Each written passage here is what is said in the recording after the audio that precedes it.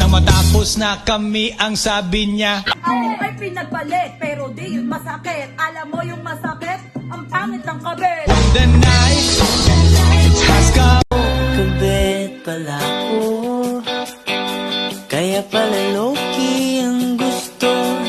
Yun pala nagtatago sa tunay na kasintahan mo.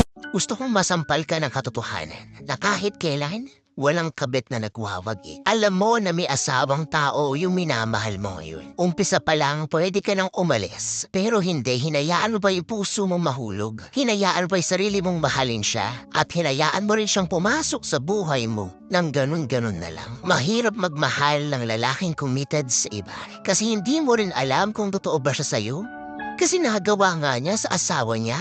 What more pa kaya sa'yo, nakabit lang niya? Hindi porket osyo maging kabit, makikiusyo pa na. Tandaan mo, ang bawat kabit, may karmang sinasapit.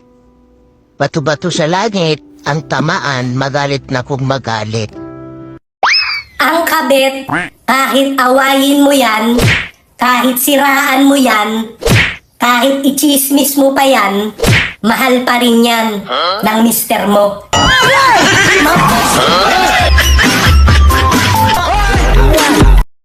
Sa mundong punong-puno ng pait, bakit mo naman piniling maging kabit? Ganun ka na ba kapangit? One thing about me is topakin ako.